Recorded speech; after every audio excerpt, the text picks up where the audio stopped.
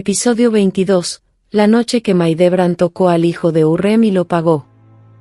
El bebé estaba dormido. Esa fue la única razón por la que alguien se enteró. Un bebé dormido no hace ruido. Un bebé dormido no convoca a sus sirvientes. Un bebé dormido deja a su madre sola, el tiempo suficiente para que otra mujer se deslice por el corredor, pase frente a los guardias que miraron hacia otro lado porque les habían dicho que miraran hacia otro lado, cruce una puerta que debía estar cerrada con llave, y entre en una habitación que nunca debió recibirla. Maidebran Sultán se detuvo al borde de esa cuna. Y miró hacia abajo. Lo que hizo después, o lo que fue acusada de hacer, encendió una guerra dentro de los muros de Topkap que ningún historiador ha podido apagar del todo. Extendió la mano. Y antes del amanecer, nada en ese palacio volvería a ser igual. Al final de este relato, comprenderás algo que los historiadores del Imperio Otomano enterraron durante siglos, que la verdadera batalla entre Maidebran y Hurrem nunca fue por amor, ni siquiera por Solimán. Fue por lo que una mujer tenía que destruir para mantener vivo a su hijo dentro de un sistema diseñado para matarlos a los dos. Y verás con exactitud cómo una noche, un solo toque, se convirtió en la mecha de combustión lenta que consumió el mundo de Maidebran, pieza por pieza, durante los 40 años que siguieron. Quédate conmigo. Cada parte de esta historia es más oscura que la anterior. El harén otomano no era un paraíso.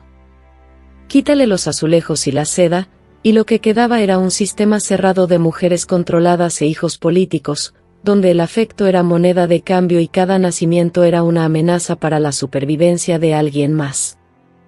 Maidebran había llegado primero.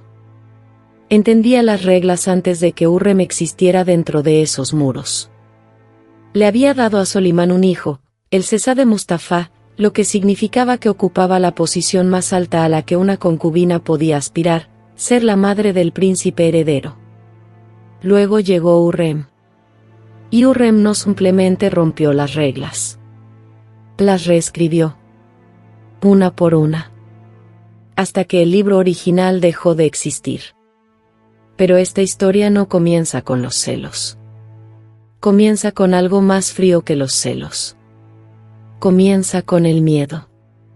Hurrem había estado acumulando poder de la manera en que el agua se acumula detrás de una represa, callada, constante, invisible, hasta el momento en que la represa se rompe y te das cuenta, demasiado tarde, de la presión que se había estado construyendo. Había hecho algo que ninguna mujer del harén había hecho jamás. Había pasado de ser concubina a esposa legal. Solimán se había casado con ella. Se había casado con ella. El palacio estalló. Los jenízaros se amotinaron. Los eruditos otomanos discutieron durante semanas si el sultán había perdido la razón, o si la ley islámica simplemente había sido doblada hasta que tocó el suelo. Maidebran no dijo nada en público. Ese silencio era estratégico. Ella no era una mujer que gritara. Era una mujer que calculaba. Hatice Sultán, hermana de Solimán, le confesó a su esposo Ibrahim Pachá que ver a Maidebran absorber la noticia del matrimonio era como ver a una mujer tragarse una espada. Ibrahim se rió. Dejaría de reírse muy pronto. El matrimonio cambió la geometría del harén para siempre. Hurrem era ahora la Aseki, un título sin precedente histórico, sin techo legal y sin límite definido en cuanto a su influencia. Ya tenía hijos con Solimán. Varios hijos.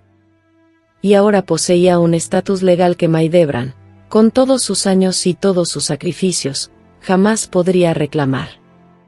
Desde el patio de abajo llegaba el sonido de Mustafa entrenando con el arco. El chasquido de la cuerda.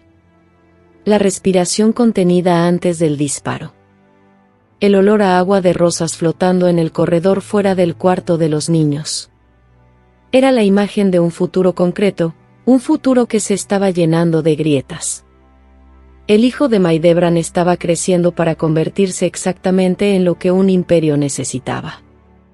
Cada general que lo conocía se iba impresionado. Cada tutor elogiaba su disciplina. Cada genízaro que lo veía entrenar susurraba sobre el príncipe al que podrían seguir a la guerra. Era el futuro del imperio. Y era también, desde la perspectiva de Hurrem, la mayor amenaza que sus propios hijos jamás enfrentarían. Porque en el sistema de sucesión otomano no existía el cogobierno. No existía compartir el trono. Cuando se nombraba a un nuevo sultán, cada hermano superviviente era estrangulado en cuestión de días. Era la ley. Era la política. Se había hecho así por generaciones. El fratricidio no era un fallo del sistema. Era el sistema. Hurrem le había dado a Solimán 5 hijos. Mustafa no era uno de ellos. Haz las matemáticas de la supervivencia. Cuenta los cuerpos que esa matemática produce. Mahidevran no vivía en la paranoia. Vivía en la exactitud. Y entonces llegó esa noche. Pero lo que se le acusó de hacer no fue simplemente un acto de desesperación. Fue, según un documento judicial que casi nadie ha leído, algo mucho más deliberado. Algo que había sido planeado. La pregunta no era si lo hizo. La pregunta era, ¿quién le dijo que lo hiciera? El documento existe. No se discute ampliamente porque no encaja en la narrativa romántica. Es un testimonio judicial, una declaración tomada por los funcionarios del palacio, escrita en turco otomano, archivada y en su mayoría ignorada, de una asistente del palacio llamada Gulbahar Kalfa. No debe confundirse con Mahidevran, cuyo nombre formal era también Gulbahar. Esta era otra mujer completamente distinta, una sirviente de rango inferior, de 23 años, originaria de la región del Cáucaso, que había sido asignada a las cámaras de la nursería de Hurrem. Su testimonio describía lo que presenció en el corredor una noche que ella estimó que fue en otoño tardío, el olor al frío entrando por las ventanas altas, anotó específicamente, en algún momento de los primeros años de la década de 1530. Dijo que una mujer entró a la nursería sin permiso. Dijo que la mujer se detuvo sobre la cuna. Dijo que la mujer tocó al niño. ¿En qué consistió ese toque? Es donde la historia se fractura en versiones que compiten entre sí. Algunos relatos dicen que Mahidevran intentó sofocar al bebé. Otros dicen que simplemente sostuvo al niño, lo cual en el lenguaje político del harén ya era una transgresión, un acto de posesión simbólica, una declaración de poder sobre la línea de otra mujer. Aire frío entrando por el enrejado de la ventana. El peso de un bebé dormido. El sonido de la respiración de una mujer, controlada y deliberada, en una habitación que debía estar vacía. La versión más perturbadora no fue registrada en los archivos otomanos, sino en un despacho diplomático veneciano de Piero Bragadin, quien se encontraba en Estambul en aquella época y tenía fuentes dentro de los muros del palacio. Ese relato sugiere que Mahidevran llevó algo con ella a esa habitación. Una sustancia. Bragadin no la nombra. La describe de manera oblicua, con el lenguaje cuidadoso de un diplomático que está escribiendo algo peligroso y lo sabe.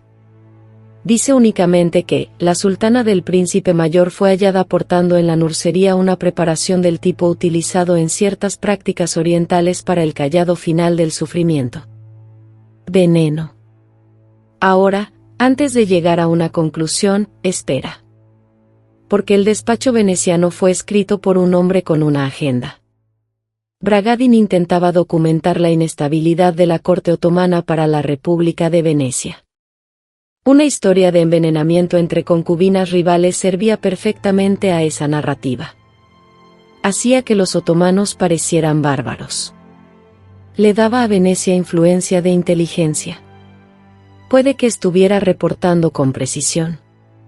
Puede que estuviera exagerando. Pero esto no puede ser refutado, algo ocurrió en esa nursería. Porque la respuesta oficial del palacio no fue silencio. Fue rápida, decisiva y extraordinariamente punitiva, de una manera que sugiere que quienes tenían el poder creyeron completamente la acusación. Gulbahar Kalfa, la asistente que dio el testimonio, desapareció de los registros del palacio en menos de 6 meses tras el incidente. No hay registro de reasignación. No hay registro de liberación. Su nombre simplemente dejó de aparecer. Tenía 23 años. Saquen sus propias conclusiones. Porque lo que le ocurrió a Maidebran después de esa noche no fue un castigo. Fue un borrado. Sistemático, paciente, total. Y Hürrem no lo apresuró. Le tomó 40 años. Hay cosas demasiado importantes para terminarlas rápido. Para entender lo que vino después, hay que comprender con qué trabajaba Hürrem. No tenía la capacidad de simplemente ordenar la eliminación de Maidebran. Maidebran era la madre de Mustafa, el príncipe heredero, el amado de los genízaros, el sucesor que la mayor parte del imperio esperaba que tomara el trono. Removerla directamente habría parecido exactamente lo que era, un asesinato político de una línea rival. Así que Hürrem no la removió directamente. En cambio, cambió las condiciones a su alrededor. En 1533, Solimán nombró a su hijo Mustafa gobernador de Manisa, una designación prestigiosa, el terreno tradicional de preparación para los príncipes otomanos antes de ascender al poder. Maidebran lo acompañó, como era la costumbre y la expectativa. La madre del príncipe seguía a su hijo a su sede provincial. Parecía un ascenso. Era un exilio. Desde Manisa, Maidebran no tenía acceso directo a Solimán. No había presencia diaria. No había manera de observar las maniobras de Hürrem desde adentro. Cada carta que enviaba a Estambul era leída. Cada carta que llegaba de Estambul ya había sido filtrada. Estaba a 300 kilómetros del centro del poder. Y Hürrem estaba justo en medio de él. Al amanecer salía un correo a galope tendido desde Manisa. Un sobresellado, lacre rojo, sello imperial, rumbo a Estambul. Otro regresaba con palabras elegidas cuidadosamente. Palabras que nunca eran suficientes. Las crónicas de la corte describen a Maidebran en este periodo con una gran agitación del espíritu, dormía mal, comía poco, recibía visitantes con poca frecuencia. Observaba desde lejos el lento desmantelamiento de todo lo que había construido. Pero la maquinaria real de su ruina operaba a un nivel que ella no podía ver del todo. Hürrem tenía aliados dentro del Consejo Imperial. Tenía el oído del gran visir Ibrahim Pachá, al principio. Pero Ibrahim también se convirtió en un problema con el tiempo. Era suficientemente poderoso para ser un obstáculo para cualquiera. Cometió el error de creer en su propia importancia. En 1536, Ibrahim Pachá fue estrangulado en su sueño por orden de Solimán. El papel preciso que Hürrem jugó en esa decisión es debatido. Pero lo que los historiadores no debaten es esto: después de la muerte de Ibrahim, el siguiente gran visir fue Rustem Pachá. Y Rustem Pachá era el yerno de Hürrem. Estaba casado con su hija Mirima. El Consejo Imperial ahora tenía a la familia de Hürrem a su cabeza. Desde Manisa, Maidebran vio cerrarse las paredes. La carta llegó al campamento de Solimán en el otoño de 1553. Estaba en campaña, la tercera campaña persa, en las profundidades del territorio oriental del imperio, el tipo de expedición militar agotadora que reduce a un hombre a sus peores temores y sus lealtades más antiguas. Su hijo Mustafa también estaba en campaña. Sus campamentos estaban cerca. Más cerca de lo que habían estado en años. La carta decía: tu hijo viene a traicionarte. No exactamente con esas palabras. El fraseado otomano era más elaborado, más cuidadoso. Pero el mensaje era inconfundible. Hürrem y Rustem Pachá, quien fue coautor de la inteligencia, habían armado un caso de que Mustafa estaba en contacto con el enemigo. Que los genízaros planeaban deponer a Solimán y poner a su hijo en el trono. Que Mustafa lo había alentado. Que Mustafa no había hecho nada para detenerlo. La carta en sí nunca fue encontrada.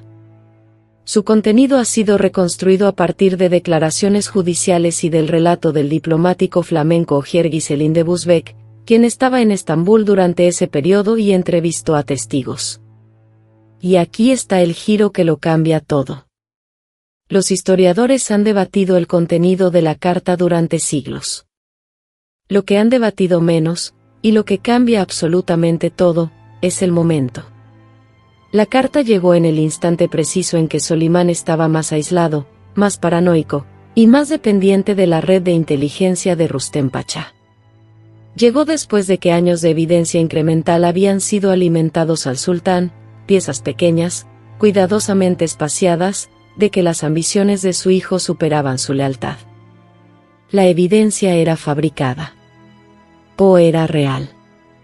O era evidencia real que había sido construida alrededor de una ambición real.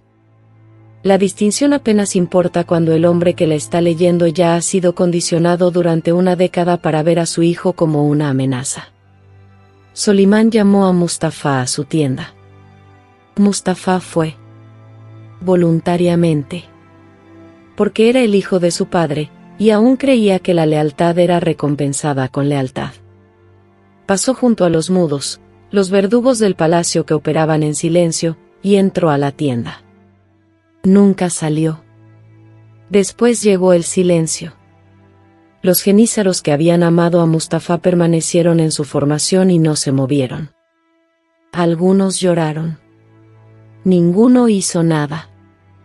Porque un imperio que ha aprendido a devorar su propio futuro es un imperio que ya ha olvidado cómo detenerse. El Sesade Mustafa tenía 38 años. Su cuerpo fue exhibido fuera de la tienda para que el ejército pudiera ver que era verdad.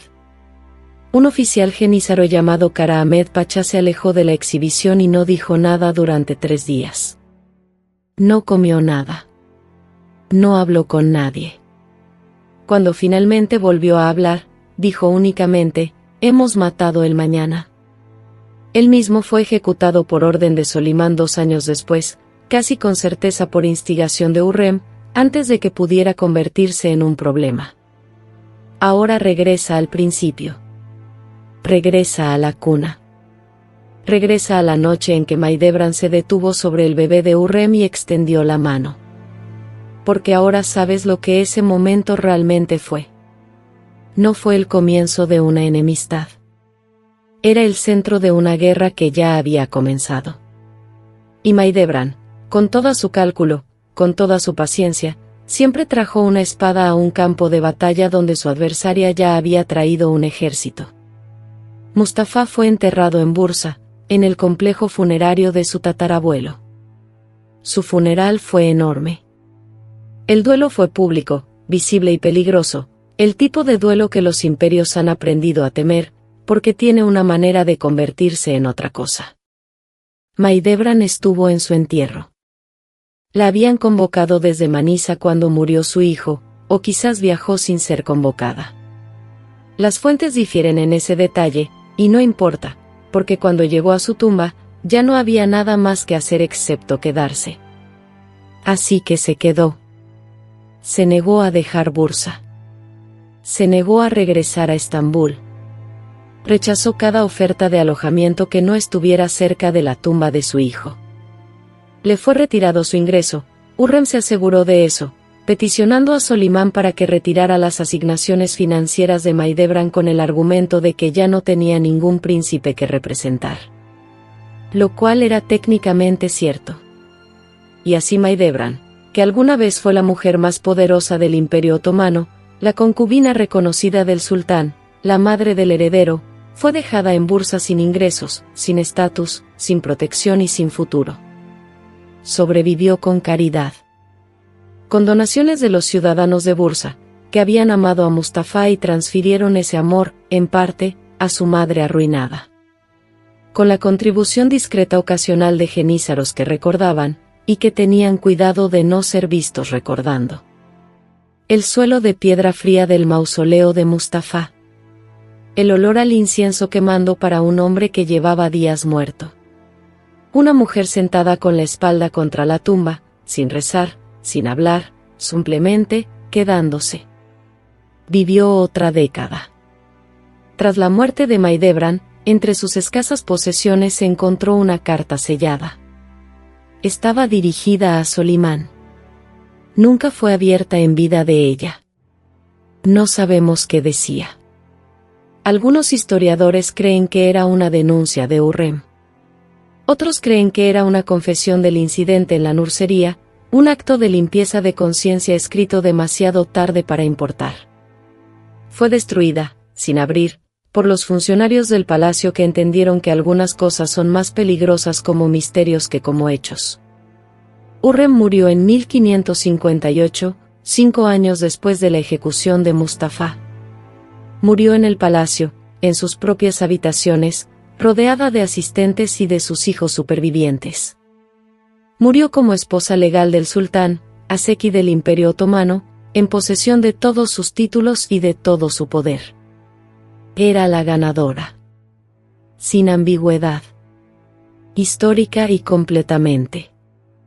Mahidevran murió en la pobreza en Bursa en 1580, 27 años después que su hijo, 22 años después que su enemiga, y casi 6 décadas después de aquella noche en que comprendió por primera vez que estaba en una guerra que no sabía cómo pelear. Fue enterrada junto a Mustafa.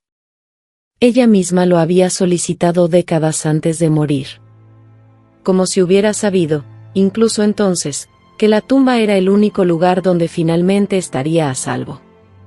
Los habitantes de Bursa dejaron flores en la tumba de Mahidevran durante mucho tiempo después de su muerte, una práctica que continuó de manera intermitente por generaciones. No porque fuera recordada como buena, sino porque era recordada como humana en una historia que trabajó muy duro para convertir a todos en símbolos. Fue la mujer que perdió. Y perder, en un mundo diseñado para aplastar a sus perdedores hasta convertirlos en polvo, es su propio tipo de testimonio. Pero hay algo que nadie te cuenta sobre las consecuencias. Los hijos de Hurrem, por quienes mandó matar a Mustafa, tampoco sobrevivieron. No realmente. Lo que les ocurrió desgarra toda la lógica de lo que ella construyó. Porque lo que destruyó un imperio para proteger, se destruyó a sí mismo de todas formas.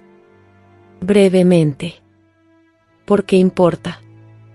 Porque completa el recuento. El hijo de Hurrem, Selim, se convirtió en sultán. Pasó a la historia como Selim el borracho, un bebedor empedernido que presidió el comienzo del deterioro del filo militar del imperio. No era el gobernante por el que su madre había pagado con sangre. El hijo de Hurrem, Bayezid, que había mostrado verdadero potencial militar, que podría haber sido un buen sultán, entró en guerra con Selim por la sucesión. Perdió. Huyó a Persia.